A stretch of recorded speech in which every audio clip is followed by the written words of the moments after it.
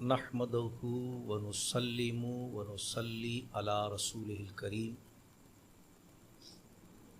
اما بعد فاعوذ باللہ من الشیطان الرجیم بسم اللہ الرحمن الرحیم اذا وقعت الواقعہ صدق اللہ مولانا العظیم ببرکت ان اللہ وملائکتہ یصلون علی النبی یا ایہا الذین آمنوا صلوا علیہ وسلموا تسلیما اللہم صلی علی سیدنا و مولانا محمد وعلی آلہ و اصحاب سیدنا و مولانا محمد معدن الجود والکرم و آلہ و اصحابہ وبارک وسلم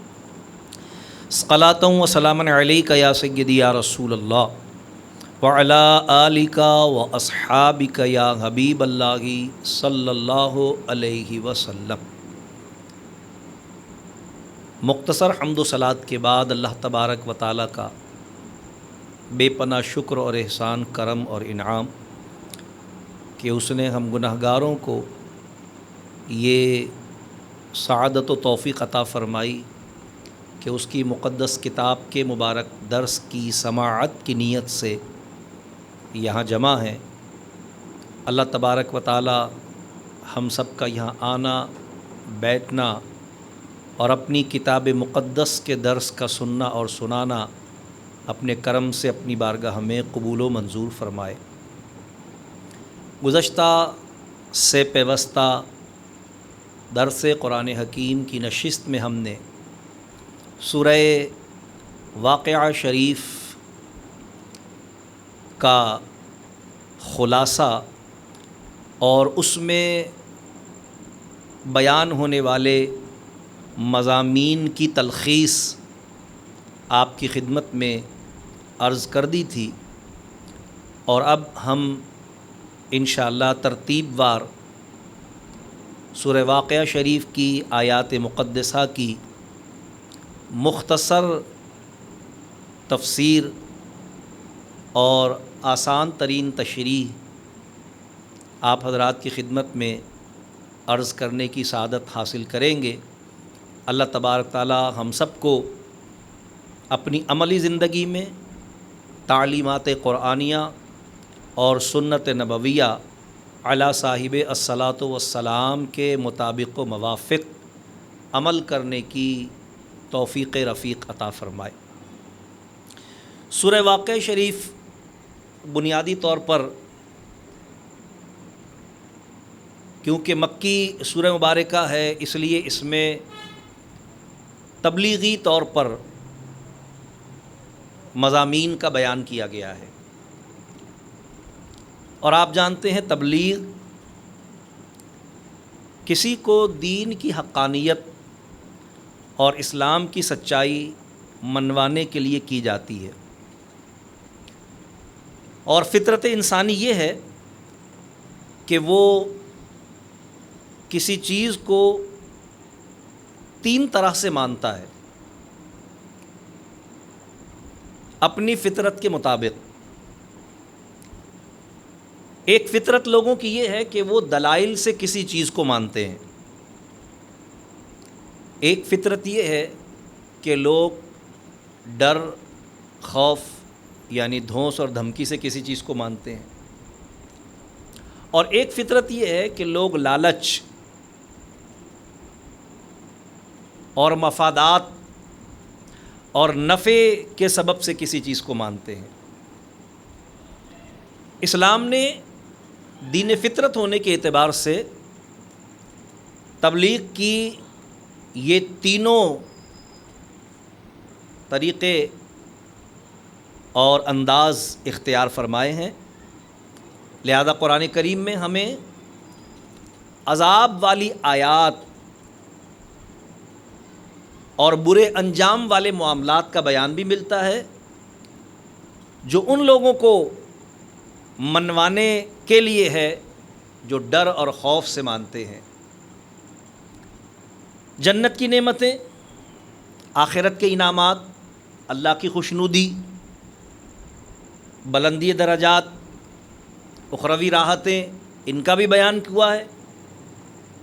یہ ان لوگوں کے لیے ہے جو لالچ، نفع اور اپنی راحت کے سبب سے کسی چیز کو مانتے ہیں، اور دلائل کا بھی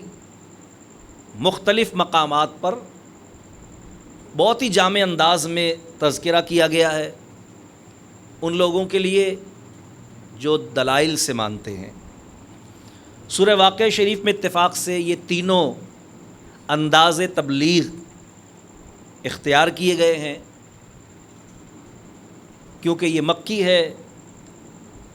اور مکہ مکرمہ میں مسلمانوں پر مشکل حالات تھے اور جہاد کا حکم نہیں تھا، لہٰذا یہی تین طریقے تبلیغ و اشاعت دین کے لیے قرآن کریم نے اپنائے اور ان کو بیان کیا۔ تو انہی میں سے ایک طریقہ جو ڈر اور خوف کے سبب سے ماننے والوں کے لیے ہے، وہ قیامت کا عنوان ہے،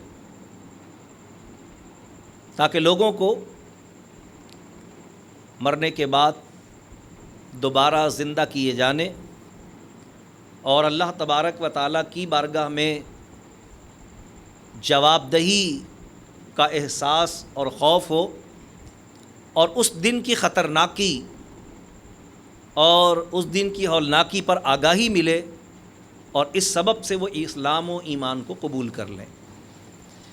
لہذا رب کائنات نے قیامت کے وقوع ہونے کا تذکرہ اس سورہ مبارکہ میں فرمایا۔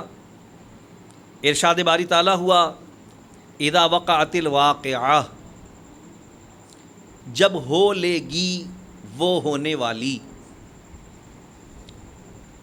یعنی قیامت جب قائم ہو جائے گی۔ چونکہ قیامت کا آنا یقینی ہے اور قطعی ہے،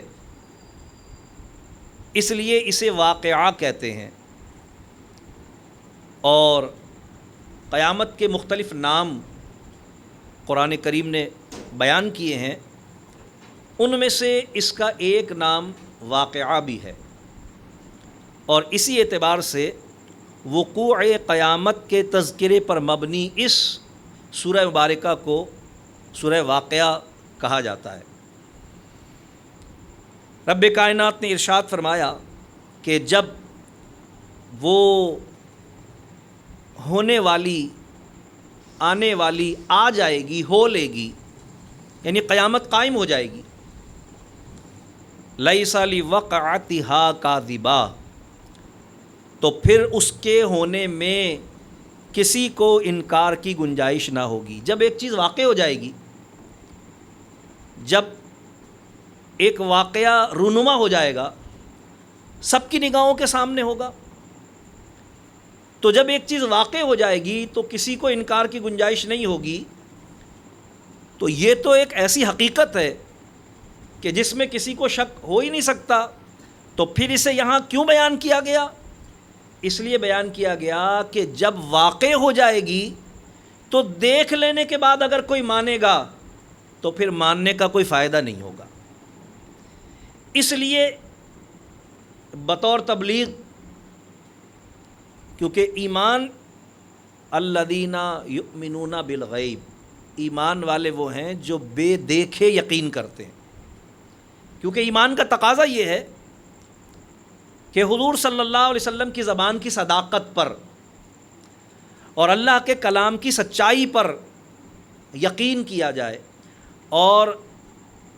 بے دیکھے یقین کرنا ہی سچائی اور صداقت پر یقین کرنا ہے، کیونکہ دیکھ لینے کے بعد اگر کوئی یقین کرے گا تو اس نے حضور کی سچائی اور قرآن کی صداقت پر یقین نہیں کیا، اس نے تو اپنی آنکھوں کے دیکھے پر اعتبار کیا۔ تو اس اعتبار سے دیکھ کر ماننا وہ نفع کا باعث نہیں ہوگا۔ اس وقت اگر کوئی مان لے گا تو اس وقت تو سبھی مان جائیں گے، تو وہ ماننا کسی کے لیے نفع کا باعث نہیں ہوگا۔ اسی لیے رب کائنات نے ارشاد فرمایا کہ جب ہو لے گی وہ ہونے والی، اس وقت اس کے ہونے میں کسی کو کوئی انکار نہیں ہوگا۔ اب کیونکہ اس وقت کا ایمان لانا کسی کے لیے فائدہ مند نہیں ہوگا، کیونکہ اب تو فیصلے کی گھڑی ہوگی، اب تو معاملہ ماننے والوں اور نہ ماننے والوں کے درمیان فیصلے کا معاملہ آ گیا سر پر۔ لہذا رب کائنات نے ارشاد فرمایا خافضۃ الرافعہ، کسی کو پست کرنے والی اور کسی کو بلندی دینے والی۔ ظاہر ہے کہ یہ جو دو طبقے، ایک پست ہونے والے اور ایک بلند ہونے والے ہیں، ان دونوں طبقوں کا تعلق ماننے اور نہ ماننے سے ہی ہے۔ اسی لیے پیچھے یہ بات کہی گئی تھی کہ جب وہ واقع ہو جائے گی تو پھر کسی کو انکار کی گنجائش نہیں ہوگی۔ تو جنہوں نے اس وقت تک انکار کیا تھا، ظاہر ہے یہ ان کو پست کرنے والی ہوگی، یعنی کافروں کو، اور جنہوں نے اس کے ہونے سے پہلے اس کا اقرار کیا اور اس اقرار کا تقاضا یہ ہے کہ اس دن کی تیاری کی، اللہ کو مانا، اس کے رسول کو مانا، اس کی کتاب کو مانا، اس کے احکامات کو مانا اور ان احکامات کے مطابق اپنی زندگی کو بسر کیا، تو پھر یقینی طور پر وہ اس دن بلندی پانے والوں میں ہوں گے۔ تو فرمایا خافضۃ الرافعہ، کسی کو پست کرنے والی اور کسی کو بلندی دینے والی۔ کفار جہنم میں جائیں گے اور جہنم پستی میں ہے، اہل ایمان جنت میں جائیں گے اور جنت بلندی پر ہے۔ تو یہ پستی اور بلندی جگہ کے اعتبار سے بھی ہو سکتی ہے، اور کفار کیونکہ عذاب پائیں گے لہٰذا ذلیل ہوں گے، اور اہل ایمان کیونکہ جنت پائیں گے اور اس کی نعمتیں پائیں گے لہٰذا اعزاز پائیں گے، تو پھر یہ پستی اور بلندی عزت اور ذلت کے اعتبار سے بھی ہو سکتی ہے۔ اور یہ ذہن میں رکھنا چاہیے کہ اس میں تمام قسم کے کفار شامل ہیں، یعنی جہنم میں جانے والے، اس دن پستی سے ہمکنار ہونے والے اور ذلت کے حقدار بننے والے سارے کافر ہیں، چاہے وہ اللہ تبارک و تعالیٰ کے منکر ہوں یا اس کے رسولوں کے منکر ہوں۔ ظاہر ہے کیونکہ حضور علیہ السلام یہ تبلیغ فرما رہے ہیں تو حضور علیہ السلام کا انکار اس میں شامل ہے، اور حضور کے انکار کا معنی ہے جو کچھ حضور نے فرما دیا، صرف حضور کی ذات اور رسالت کا نہیں، بلکہ حضور کی ذات کا انکار، آپ کی نبوت کا انکار، آپ کے معجزات کا انکار، آپ پر نازل ہونے والی آیات کا انکار، آپ کے حق ہونے کا انکار، جو بھی اوصاف و کمالات اللہ نے بذریعہ قرآن حضور علیہ السلام کو عطا فرمائے، ان میں سے کسی کا بھی انکار دراصل حضور علیہ السلام ہی کا انکار ہے۔ جیسے ہم خاتم النبیین کی بات کرتے ہیں کہ اللہ تعالیٰ نے حضور علیہ الصلاۃ والسلام کو ولاکن رسول اللہ و خاتم النبیین کا اعزاز عطا فرمایا ہے، تو اس وضاحت میں ہم یہی کہتے ہیں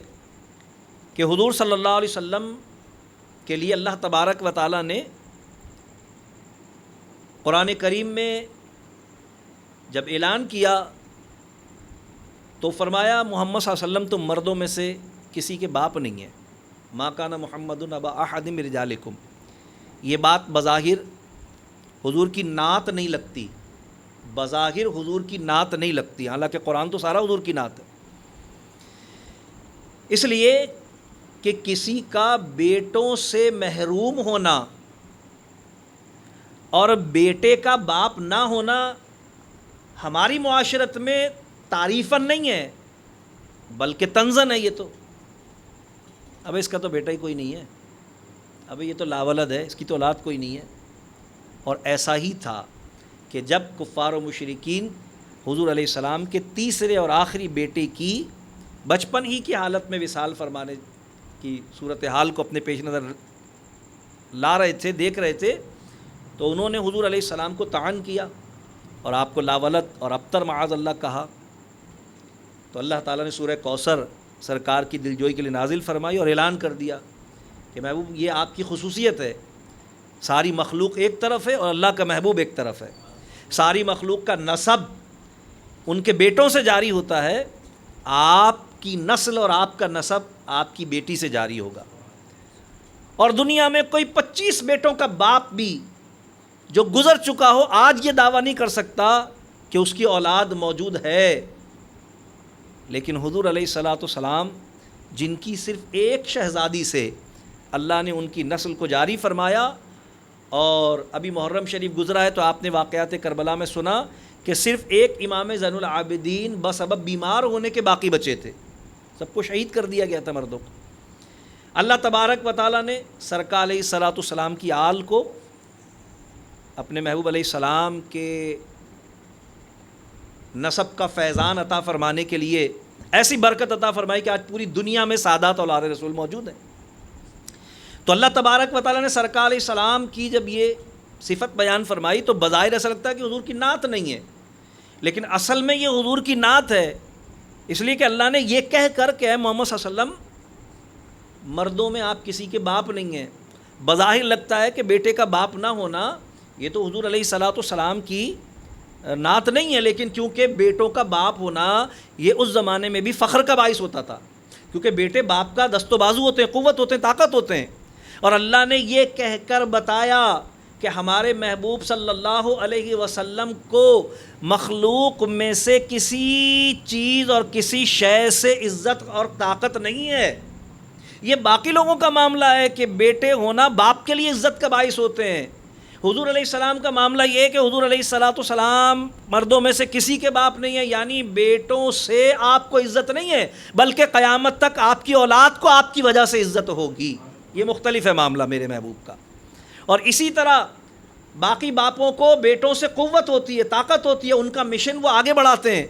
نیکی کا ہو یا بدی کا ہو۔ ڈاکو کے 5 بیٹے ہوں تو وہ اس کے ڈاکے میں اس کے دست و بازو بنتے ہیں، اور اگر عالم کے 5 بیٹے ہوں تو تبلیغ دین میں اس کے دست و بازو بنتے ہیں۔ لیکن اللہ نے فرمایا محبوب آپ مردوں میں سے کسی کے باپ نہیں ہیں، یعنی آپ کی قوت و طاقت لوگ نہیں ہیں، بلکہ قیامت تک سب لوگوں کی قوت و طاقت آپ ہیں۔ آپ کو مخلوق میں سے کسی سے کوئی قوت، طاقت اور شرف نہیں ہے، بلکہ مخلوق میں جس کو قوت، طاقت اور شرف اور عزت ہے وہ آپ کی وجہ سے ہے۔ تو یوں ہوئی حضور کی نعت ہے، اس طریقے سے حضور کی نعت ہے کہ اللہ نے سارے انسانوں سے حضور کو مختلف کر دیا کہ سارے انسانوں کی ان کے بیٹوں سے عزت ہوتی ہے، قوت ہوتی ہے، اور بیٹوں سے ان کی نسل چلتی ہے، اللہ نے مختلف کر دیا۔ لیکن کسی کے ذہن میں یہ خیال آ سکتا تھا کہ پھر اللہ نے فرمایا وَلَٰكِن رسول اللہ، مگر یہ اللہ کے رسول ہیں، تو جب رسول ہیں تو حضور باقی انسانوں جیسے نہ صحیح لیکن باقی رسولوں جیسے تو ہیں۔ تو اللہ تبارک تعالیٰ نے اس غلط فہمی کو بھی دور فرما دیا اور فرمایا وَخَاتَمَ النَّبِيِّينَ، کیونکہ باقی سارے نبی ہیں، رسول ہیں، تو صرف نبی ہیں اور رسول ہیں، ان میں سے کوئی خاتم النبیین نہیں ہے، کیونکہ یہ شرف ہم نے اپنے محبوب کو عطا فرمایا ہے اور یہ ان کی امتیازیت ہے جو انہیں باقیوں پر فضیلت عطا کرتا ہے۔ تو حضور علیہ الصلاۃ والسلام کی کسی صفت کا انکار، بے شک وہ لا الہ الا اللہ محمد رسول اللہ پڑھنے والا ہی کیوں نہ ہو، جب تک حضور علیہ السلام کو رسول ماننے کے ساتھ ساتھ آپ کی ان تمام صفات اور ان تمام شانوں کو نہیں مانتا جو اللہ نے آپ کو عطا فرمائی ہیں، اسی طرح اللہ کو اپنا رب ماننے کے ساتھ جب تک اللہ کے تمام اسماء، اس کی تمام صفات کو نہیں مانتا تو وہ کافر ہے، وہ مومن نہیں ہو سکتا۔ تو وہ جو قیامت کا قیام ہوگا اور وہ پست کرے گی کفار کو، اس میں تمام کفار شامل ہیں، تمام کے تمام کفار شامل ہیں، اور فرمایا کہ بعض کو وہ بلند کرے گی، تو بلندی پانے والوں میں عام انسانوں کو عام اعتبار سے بلندی ملے گی، جنت، اللہ کی رضا اور خوشنودی، لیکن جو اللہ کے خاص بندے ہیں ان کو پھر جنت میں بھی خاص بلندیاں اللہ عطا فرمائے گا، حسب مراتب اولیاء اللہ، صدیقین، شہداء، صالحین، انبیاء اور سرکار علیہ السلام، سب کے رتبے اور درجے ہوں گے۔ یہ پستی اور بلندی کا ذکر کر کے بتایا کہ نہ تو دنیا میں سب لوگ برابر ہیں، نہ آخرت میں سب لوگ برابر ہوں گے۔ جس طرح دنیا میں لوگوں کے رتبے اور درجوں کے فرق ہیں، آخرت میں بھی ہوں گے۔ اللہ تبارک تعالیٰ کی طرف سے یہ معاملہ کفار کے لیے بھی ہوگا کہ عام کفاروں کا معاملہ اور جو ان کے سرکردہ ہوں گے ان کا معاملہ مختلف ہوگا، اسی طرح عام مسلمانوں کا معاملہ اور جو مبلغین، علماء، اولیاء، صالحین ہوں گے ان کا معاملہ مختلف ہوگا۔ تو اللہ تبارک تعالیٰ نے فرمایا کہ وہ دن، اس وقت پھر کوئی ایمان لائے گا، یقین کرے گا تو اس وقت تو سبھی مان لیں گے، فائدہ نہیں ہوگا، کیونکہ وہ دن ماننے کے لیے نہیں آئے گا، وہ دن تو پھر پست اور بلند کرنے کے لیے آئے گا۔ اور پھر اس دن کی خوفناکی کو بیان کیا اللہ تبارک تعالیٰ نے، اور فرمایا اذا رجت الارض رجا، فرمایا جب زمین کانپے گی تھر تھرا کر، زلزلہ واقع ہوگا زمین میں سور پھونکے جانے کے سبب سے۔ یہ سور جو کہ قیامت کے قیام کے لیے پھونکا جائے گا، ہم سب کے علم میں ہے یہ بات کہ اللہ تبارک تعالیٰ نے اس کے لیے ایک فرشتہ مقرر فرمایا ہے اور اس کو یہ ذمہ داری عطا فرمائی ہے، کیونکہ وہ اذن الہی ہوگا، حکم ربانی ہوگا۔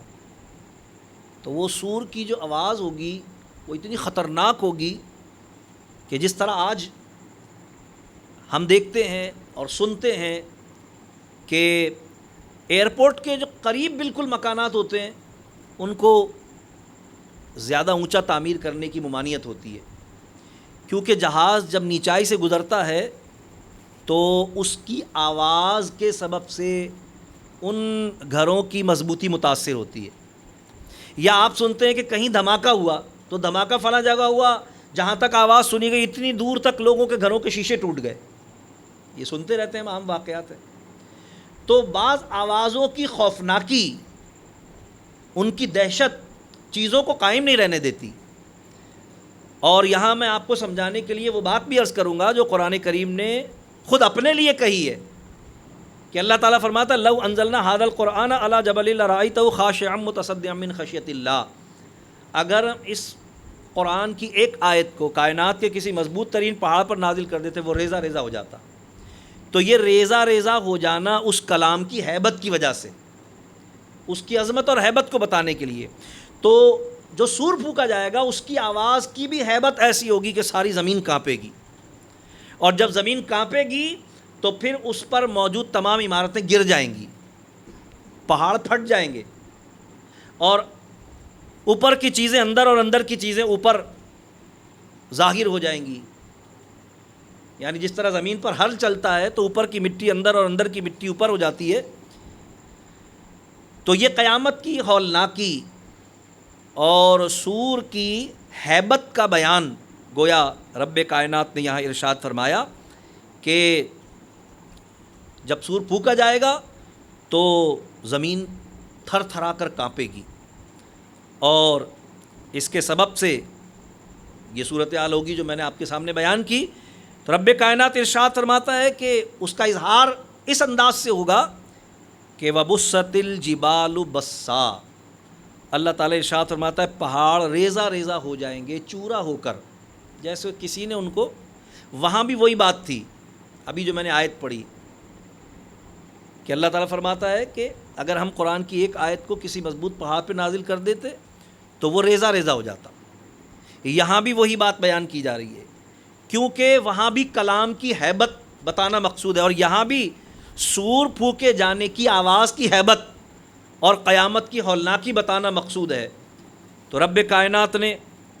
ارشاد فرمایا کہ پہاڑ ریزہ ریزہ ہو جائیں گے۔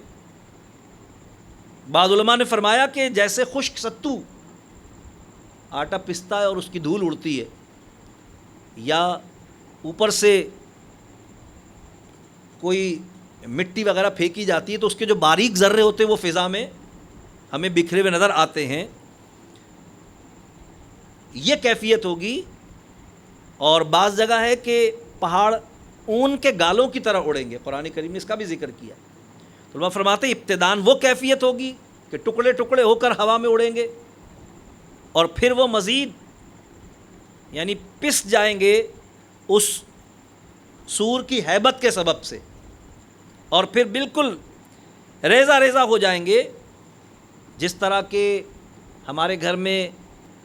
کسی سوراخ سے دھوپ کمرے کے اندر آتی ہے تو وہ جو لکیر دھوپ کی روشنی کی بنتی ہے اس میں آپ کو ذرات نظر آتے ہیں، تو اس کو عربی میں بسا یعنی ذرہ ہو جانا، پسا ہوا جیسے آٹے کی دھول ہوتی ہے، دھول کی طرح ہو جانا۔ تو پہاڑوں کی یہ کیفیت ہوگی، ظاہر ہے بتانا اس سے مقصود قیامت کی ہولناکی ہے۔ رب کائنات نے ارشاد فرمایا جب یہ صورتحال ہوگی تو اس کے بعد یعنی قیامت کے ساتھ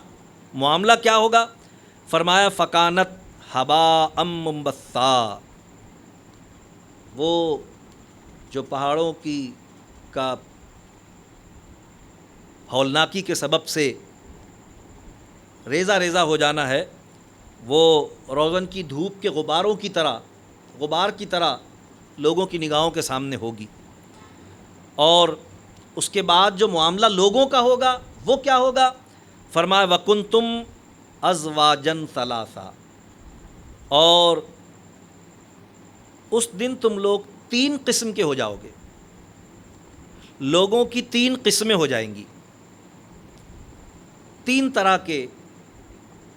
لوگ ہوں گے۔ وہ 3 طرح کے لوگ کون ہوں گے؟ یہ تقسیم جو لوگوں کی ہوگی یہ سارے انسانوں کے درمیان ہوگی، یعنی تمام انسانوں کی تقسیم ہو جائے گی 3 جماعتوں میں، 2 جماعتیں جنتی ہوں گی اور 1 جہنمی ہوگی۔ یہ جو 3 جماعتوں کا اللہ تعالیٰ ذکر فرما رہا ہے، اصحاب یمین، اصحاب شمال اور دوست کی جماعت۔ رب کائنات نے ان کا ذکر فرمایا کہ جو 2 جنتی جماعتیں ہیں ان میں سے ایک تو اصحاب یمین ہے اور ایک السابقین ہے، اور ایک جو جہنمی جماعت ہے وہ ہے اصحاب شمال کی۔ فرمایا اللہ تعالیٰ نے فَأَصْحَابُ الْيَمِينِ مَا فَأَصْحَابُ الْمَيْمَنَةِ مَا أَصْحَابُ الْمَيْمَنَةِ، تو دہنی طرف والے، کیا بات ہے دہنی طرف والوں کی۔ اب یہ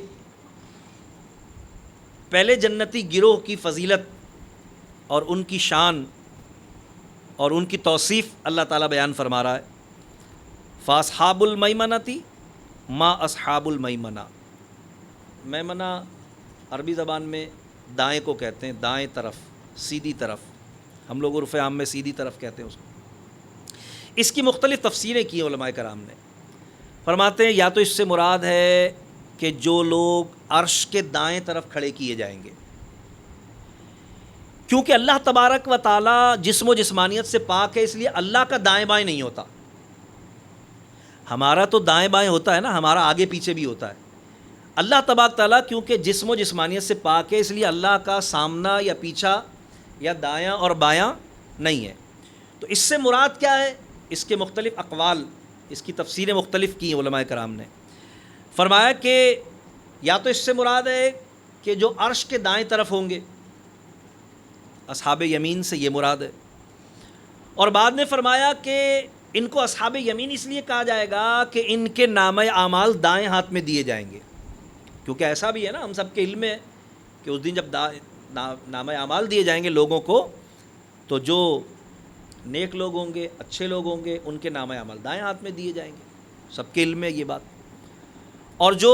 برے لوگ ہوں گے، گناہ گار لوگ ہوں گے، ان کے نامہ اعمال، جو کافر ہوں گے، ان کے نامہ اعمال بائیں ہاتھ میں دیے جائیں گے۔ تو فرمایا کہ اصحاب یمین سے مراد، دائیں طرف والے سے مراد، یعنی ان کو دائیں طرف والا اس لیے کہا جا رہا ہے کہ نامہ اعمال ان کے دائیں ہاتھ میں دیے جائیں گے۔ اور بعض مفسرین نے ارشاد فرمایا کہ یہ وہ لوگ ہیں جو عالم ارواح میں حضرت آدم علیہ السلام کے دائیں طرف تھے، جو شب معراج حضور علیہ السلام نے مشاہدہ بھی فرمایا تھا۔ شاید آپ نے واقعہ معراج کے عنوان میں کبھی سنا ہو کہ جب حضور علیہ السلام ایک مقام سے گزرے تو آپ نے ایک شخص کا مشاہدہ فرمایا جو متفکر کیفیت میں، جیسے کوئی آدمی فکر مند ہوتا ہے، متفکر کیفیت میں ایک جگہ بیٹھا ہے اور اس کے دائیں اور بائیں بہت ساری چیونٹیاں ہیں، دائیں طرف سفید رنگ کی چونٹیاں اور بائیں طرف سیاہ رنگ کی چونٹیاں. تو ہمارا ایمان ہے حضور علیہ الصلاۃ والسلام اللہ کی عطا سے سب کچھ جانتے ہیں، لیکن تعلیم امت کے لیے سوال و جواب ہوتے ہیں، جیسا کہ خود اللہ تعالیٰ قیامت میں سوال و جواب کرے گا. اس کا یہ مطلب نہیں اللہ تعالیٰ جانتا کچھ نہیں ہے. یا جس طرح کلاس میں امتحان کے وقت استاد سوال کرتا ہے طالب علم سے جواب لینے کے لیے، تو ظاہر اس کا مطلب یہ نہیں ہوتا کہ اگر استاد طالب علم سے پوچھے بھی بتاؤ 8 ستے کتنا ہوتا ہے، تو طالب علم ہنس کے بولے سر اگر آپ کو یہی نہیں پتہ نہیں تو پھر آپ مجھے پڑھانے کے لیے کیا آئے. ظاہر ہے یہ درست نہیں ہوگی بات کہ طالب علم اس سوال کا مطلب یہ سمجھے کہ استاد کو آتا نہیں ہے. تو ہر پوچھنا بے علمی کے لیے نہیں ہوتا. سرکار علیہ السلام نے حضرت جبرائیل سے پوچھا کہ یہ کون ہے اور یہ ان کے دائیں بائیں کیا ہے. تو سرکار علیہ السلام ارشاد فرماتے ہیں حضرت جبرائیل نے مجھے بتایا کہ یہ آپ کے باپ حضرت آدم علیہ السلام. حضرت آدم علیہ السلام نے میرا استقبال کیا، مجھے سلام کیا. پھر جبرائیل علیہ السلام نے مجھے بتایا یہ جو دائیں اور بائیں ہیں یہ ان کی اولادیں ہیں، یعنی ان کی ارواح ہیں. فرمایا جو اہل ایمان ہیں یہ سفید چونٹیوں کی شکل میں نظر آ رہے ہیں، یہ اہل ایمان ہے، یہ دائیں طرف والے جو ہیں، اور بائیں طرف سیاہ رنگ کی چونٹیاں تھیں، یہ ان کی وہ اولاد ہے جو ان کی نافرمان ہوگی، کفر کرے گی، حرام کاری کرے گی، گناہ گاری کرے گی، بے دینی اور بدعقیدگی اختیار کرے گی. تو بعض علماء نے فرمایا کہ یہ جو اصحاب یمین اللہ تعالیٰ نے فرمایا ہے یہاں پر، یہ اس طرف اشارہ ہے کہ آدم علیہ السلام کے دائیں طرف والے. تو اللہ تبارک و تعالیٰ نے ان کا ذکر فرمایا اور پھر ان کی توصیف بھی فرمائی. ما اصحاب المیمنہ، کیا بات ہے دائیں طرف والوں کی، یعنی کیونکہ وہ ایمان والے خوش نصیب لوگ ہوں گے، اس لیے اللہ تبارک و تعالیٰ نے ان کی توصیف فرمائی، ان کی ستائش فرمائی. اور پھر دوسرے گروہ کا ذکر کیا رب کائنات نے، فرمایا و اصحاب المشأمۃ ما اصحاب المشأمہ. فرمایا اور بائیں طرف والے، کیسے بائیں طرف والے؟ اب لفظ تو وہی ہے لیکن یہاں پھر مذمت کے لیے ہو گیا. یعنی وہاں اگر یہ تھا کہ دائیں طرف والے، کیا دائیں طرف والے، تو پھر یہاں معنی یہ ہے بائیں طرف والے، کیا بائیں طرف والے. لفظ ایک ہی ہے لیکن وہاں توصیف میں ہے، یہاں مذمت میں ہے. کیونکہ ظاہر سی بات ہے کہ جب وہ خوش نصیب ہیں تو ان کے لیے کہا جائے وہ، اور جب یہ بد نصیب ہے تو ان کے لیے کہا جائے یہ.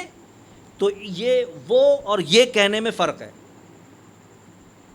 الفاظ بظاہر ایک ہی ہیں لیکن ظاہر فرق ہے. وہاں ان کی توصیف کے لیے کہ بھئی کیا بات ہے، ان کی خوش نصیب ہیں ایمان والے،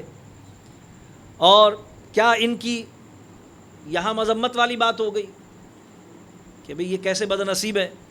کہ ایمان. اب جو باتیں وہاں پر میں نے وضاحت کی تھی وہی باتیں یہاں بھی ہیں. یعنی اگر وہاں دائیں طرف سے مراد عرش کے دائیں طرف والے تھے تو یہاں بائیں والوں سے مراد عرش کے بائیں والے ہیں. اگر وہاں دائیں طرف والوں سے مراد دائیں ہاتھ میں نامہ اعمال دیے جانے والے تھے تو یہاں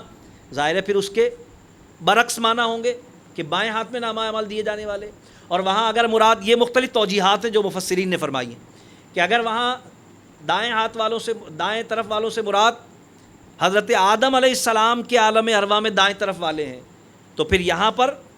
اصحاب شمال سے مراد، اصحاب المشأمہ سے مراد ظاہر ہے کہ حضرت آدم علیہ السلام کے عالم ارواح میں بائیں طرف والے لوگ ہیں. اب اللہ تبارک تعالیٰ نے ان دو جماعتوں کا تو ذکر کر دیا، لیکن اب تیسری اور منفرد جماعت کا بھی ذکر کیا اللہ نے. فرمایا والسابقون السابقون، اور سبقت جو لے گئے وہ تو سبقت ہی لے گئے. سبقت کہتے ہیں آگے بڑھنے کو، اردو میں بھی یہ لفظ انہی معنوں میں استعمال ہوتا ہے، سبقت لے جانا، آگے بڑھنا. تو بالکل بات واضح ہے کہ ایمان والے اور کفار جب اصحاب المیمنہ اور اصحاب المشأمہ کے عنوان سے ذکر کیے گئے تو اب جب یہ بات کی گئی والسابقون،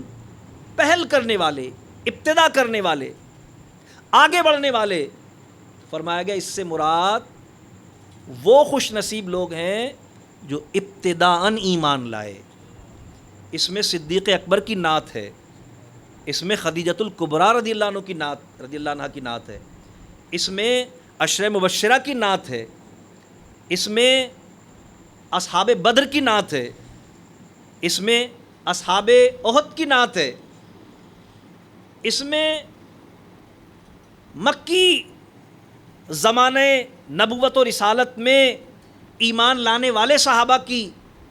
نعت ہے۔ اس لیے کہ وہ مشکل حالات میں ایمان لائے۔ انہوں نے جن حالات میں اسلام کو قبول کیا، اس وقت اسلام قبول کرنا راحت کا سبب نہیں تھا بلکہ مصائب و آلام کو دعوت دینے کا سبب تھا۔ تو انہوں نے پہل کی، ابتدا کی، آغاز کیا، تو اللہ نے ان کی تعریف فرمائی، اللہ تبارک و تعالیٰ نے ان کی تعریف فرمائی۔ تو ابتداءً ایمان لانے والے اور ابتداءً اسلام قبول کرنے والے، اور بعض علماء نے پھر اور اس کی، یہ تو ہم نے اپنے طور پر ایک بات کی، لیکن پھر علماء نے اس کی مختلف، بعد نے فرمایا کہ یعنی جو شخص بھی دنیا میں نیکیوں میں آگے رہے، اور تمام نیکیوں میں کیونکہ بڑی نیکی ایمان لانا ہے، تو ظاہر ہے جو پہلے ایمان لائے وہ درجے میں افضل ہو گئے، والسابقون میں وہ شامل ہو گئے۔ اور بعد نے فرمایا وہ جنہوں نے پہل ہجرت کی۔ آپ کے علم میں ہے کہ بعض مسلمان وہ ہیں، بعض صحابہ وہ ہیں جنہوں نے 2 ہجرتیں کی، پہلے حبشہ کی طرف کی اور پھر یعنی مکہ مکرمہ سے حبشہ کی طرف کی، اور پھر مکہ مکرمہ سے مدینہ طیبہ کی طرف، جو بعض واپس آ گئے تھے، اور بعض نے حبشہ ہی سے بھی مدینہ طیبہ کی طرف 2 ہجرتیں کی۔ تو پہلے اسلام لانے والے صحابہ، پہلے ہجرت کرنے والے صحابہ، 2 قبلوں کی طرف منہ کر کے نماز پڑھنے والے صحابہ، اور بالکل ابتدائی جو مشکل ترین دور تھا اسلام کا، اس میں حضور علیہ الصلاۃ والسلام کے ساتھ کھڑے ہونے والے اور ایمان لا کر اس وقت حضور علیہ السلام کے معاون و مددگار بننے والے صحابہ، تو یہ وہ سارے کے سارے لوگ جن کی اللہ نے والسابقون السابقون کہہ کر تعریف فرمائی کہ جو آگے بڑھنے والے وہ تو آگے ہی بڑھنے والے ہیں۔ معنی یہ ہے کہ جو نیکی میں آگے بڑھے تو وہ درجوں میں بھی آگے بڑھے، جو ایمان میں آگے بڑھے وہ رتبوں میں بھی آگے بڑھے، جنہوں نے حضور علیہ السلام کی غلامی اور ابتدا میں پہل کی اور مشکل ترین حالات میں اسلام کو قبول کیا، ان کو جنت میں داخلہ بھی پہلے ہوگا، اور اعلیٰ ترین مقامات سے اللہ تعالیٰ ان کو ہمکنار بھی فرمائے گا۔ تو یہ ان کی توصیف کی گئی، والسابقون السابقون، کہ بھئی وہ جو سبقت لے جانے والے ہیں وہ تو سبقت ہی لے جانے والے ہیں۔ بعض علماء نے فرمایا کہ اس سے مراد علماء باعمل ہیں، اور یہ بھی بعض علماء نے فرمایا کہ اللہ تبارک و تعالیٰ نے کیونکہ دائیں طرف والے اور بائیں طرف والوں کا ذکر کر کے سبقت لے جانے والوں کا ذکر الگ سے کیا ہے، تو بعض علماء نے فرمایا، یعنی اس سے یہ مسئلہ اخذ کیا کہ یہ جو سابقون صحابہ کرام ہیں، جو ابتداءً ایمان لانے والے صحابہ کرام ہیں، یہ اللہ کے وہ محبوب بندے ہیں جن کو نامہ اعمال دیا ہی نہیں جائے گا۔ فرمایا کیونکہ نہ یہ اصحاب یمین میں ہیں، نہ یہ اصحاب المیمنہ میں ہیں، اور نہ اصحاب المشأمہ میں ہیں، نہ دائیں والے نہ بائیں والے۔ دائیں والے وہ جن کو دائیں میں نامہ اعمال دیے جائیں گے، بائیں والے وہ جن کو بائیں میں نامہ اعمال دیے جائیں گے۔ فرمایا یہ وہ ہیں جن کو نامہ اعمال دیے ہی نہیں جائیں گے۔ کیوں؟ اس لیے کہ یہ سابقون ہیں، ایمان کے سبب سے گناہ تو ہو گئے سارے معاف، اور حضور کی قربت کی سبب سے ان کو ایک ایک نیکی پر ایسے ایسے اجر ملیں گے، اور اتنا جو کہ حدیث شریف میں ہے، سرکار فرماتے ہیں میرا صحابی ایک مٹھی جو اللہ کی راہ میں خیرات کرے، غیر مٹھی احد پہاڑ کے برابر غیر صحابی احد پہاڑ کے برابر سونا خیرات کر کے اس کے درجے کو نہیں پا سکتا، تو کیونکہ ان کے رتبے اور درجے اپنے اعمال اور ایمان کے اعتبار سے اتنے بھاری ہوں گے کہ نامہ اعمال اس کے متحمل ہی نہیں ہوں گے۔ گویا جماعت صحابہ و اہل بیت کی شان اس میں اللہ تبارک تعالیٰ نے بیان فرمائی، کیونکہ وہ سابقون ہیں، ان کی فضیلتیں۔ اسی لیے سرکار نے ایک حدیث میں فرمایا کہ بہترین زمانہ میرا، پھر اس کے بعد والا، پھر اس کے بعد والا۔ بہترین زمانہ میرا یعنی صحابہ کرام بہترین، بہترین زمانے کے افراد بھی بہترین ہوئے، پھر ان کے بعد تابعین ہے، پھر تبا تابعین ہے، تبا تابعین کے بعد ذکر نہیں ہے، پھر صالحین اور نیک لوگ قیامت تک ہوتے رہیں گے۔ تو رب کائنات نے ان کی فضیلت اور ان کی منقبت علیحدہ سے بیان فرمائی۔ یہ تیسرا گروہ ہے، انفرادی طور پر ان کی شان اللہ نے بیان فرمائی، اور ارشاد فرمایا کہ اولئک المقربون، وہ مقرب بارگاہ ہیں۔ ان کی گویا ایک اضافی شان اللہ نے بیان فرمائی، باقیوں کی لفظاً تحسین فرمائی گئی تھی، لیکن ان کی باقاعدہ طور پر اللہ نے ایک منقبت بیان فرمائی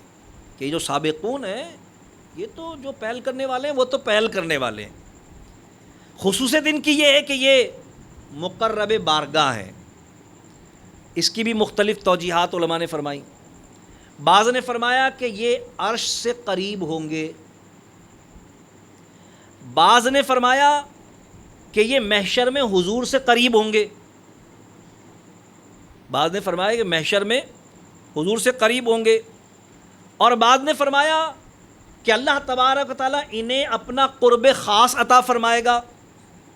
اور بعض نے فرمایا کہ اللہ جنت میں ان کو حضور کے قریب رکھے گا۔ یہ چاروں اقوال اس میں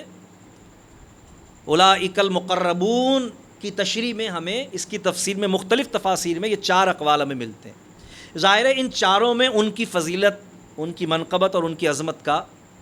بیان ہے جو اللہ تبارک و تعالیٰ نے ان کو عطا فرمایا اپنی بارگاہ سے۔ تو یہ تین جماعتیں اس دن ہو جائیں گی، ان تینوں کا اللہ تبارک و تعالیٰ نے تذکرہ فرمایا، اور اس میں سے رب کائنات نے پہلی جماعت کی جو دائیں والے ہوں گے، یعنی جو اصحاب المیمنہ ہوں گے، اللہ نے ان کی تحسین فرمائی کیونکہ وہ ایمان لانے والے خوش نصیب لوگ ہوں گے، اور جو اصحاب المشأمہ ہوں گے، اللہ تبارک و تعالیٰ نے ان کی تذلیل فرمائی، ان کی مذمت فرمائی کہ وہ بدنصیب لوگ ہوں گے۔ لیکن اللہ تبارک تعالیٰ نے اس تیسری جماعت کی جو سابقون جماعت ہے، ان کی اللہ تبارک و تعالیٰ نے منقبت بیان فرمائی، ان کی فضیلت بیان فرمائی، صرف تحسین نہیں فرمائی، صرف شاباشی نہیں دی، بلکہ اللہ نے ان کی شان بیان فرمائی۔ اور یہ شان بہت بڑی ہے کہ رب کائنات، خالق کائنات ہو کر فرمائے اولئک المقربون، وہ مقرب بارگاہ ہوں گے، وہ ہماری بارگاہ کے قرب کے حقدار ہوں گے۔ پھر اللہ تبارک و تعالیٰ نے ان پر کیے جانے والے انعامات کا تذکرہ فرمایا۔ یہ تین جماعتوں کا اللہ نے ذکر کر دیا، اب ان تینوں جماعتوں پر جو اللہ تبارک تعالیٰ کی طرف سے معاملات ہوں گے ان کا پھر آگے رب کائنات نے تذکرہ فرمایا، اور اس کی تفصیل اگلی آیات طیبات میں اللہ تبارک تعالیٰ نے بیان فرمائی۔ انشاءاللہ العزیز ہم اگلے درس میں اس کی اگلی آیات طیبات کے ضمن میں ان تینوں جماعتوں کی وہ تفصیلات جو اللہ تبارک تعالیٰ ان کے ساتھ معاملات فرمائے گا، ان آیات طیبات کی تشریح و تفسیر کے ضمن میں عرض کریں گے۔ اللہ تبارک و تعالیٰ کی بارگاہ میں دعا اللہ تعالیٰ ہم سب کو سورہ واقعہ شریف سے اپنی عملی زندگی میں حقیقی سبق حاصل کرنے کی توفیق عطا فرمائے، اور جو رب کائنات میں اس میں قیامت کی ہولناکی کا تذکرہ فرمایا ہے، اور اس دن لوگوں کے تین جماعتوں اور گروہوں میں تقسیم ہو جانے کا ذکر کیا ہے، اللہ تبارک تعالیٰ اس ہولناکی کو اپنے لیے درس عبرت بناتے ہوئے ہمیں تیاری قیامت کی توفیق عطا فرمائے، اور اس دن رب کائنات اپنے کرم سے ہمیں دہنے طرف والوں میں شامل فرمائے۔ اللہ تبارک تعالیٰ ہم سب کو ایمان پر استقامت اور ایمان پر خاتمہ بالخیر عطا فرمائے۔ وآخر دعوانا ان الحمد للہ رب العالمین۔